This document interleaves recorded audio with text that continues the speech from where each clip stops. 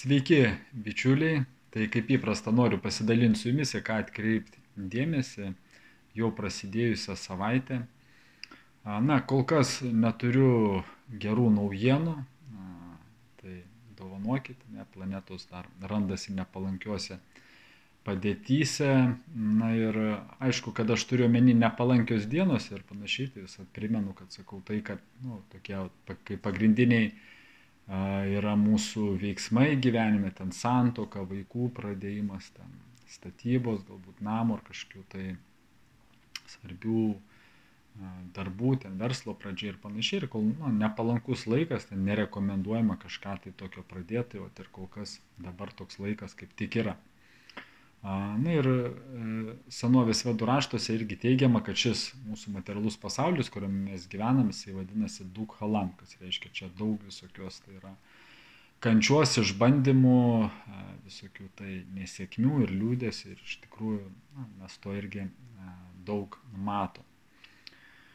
Taigi rytoj antradienį prasideda nauji metai pagal vedų astrologiją ir jie taip tęsias nuo balandžio maždaug iki balandžio visada. Panašiai kaip ir pas kiniečius irgi ten kažkas apie balandį prasideda nauji metai.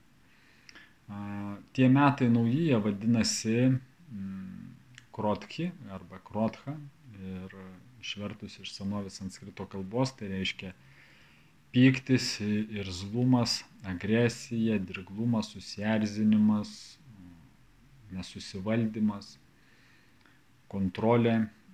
Reiškia, todėl tam tikri dalykai gali irgi pasireikšti tais metais. Galbūt kažkokie tai kariniai veiksmai, kažkokia tai kontrolė, reiškia paaštrėti. Kažkokie tai dalykai, jie gali tais metais pasireikšti ir, aišku, tikėkime, kad viskas praeis sklandžiai, bet tokios tendencijos.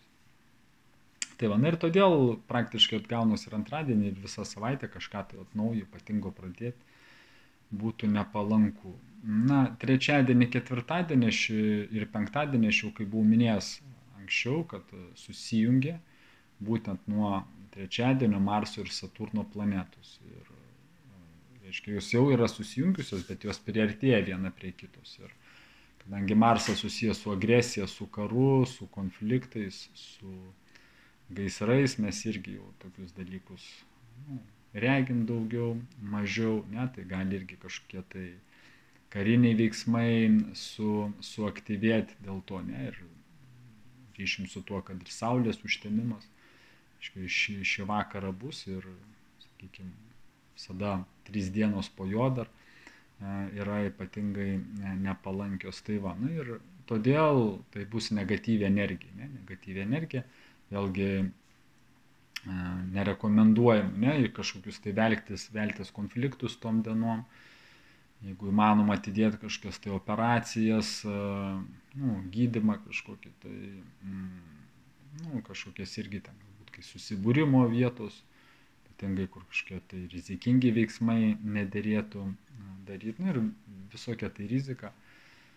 Tom dienom stengtis praleisti jas ramiai pagal galimybės, jeigu mes užsiimam dvasinę praktiką, tai skir daugiau laiko dvasiniai praktikai, šventų Dievo vardų kartojimui ir panašiai.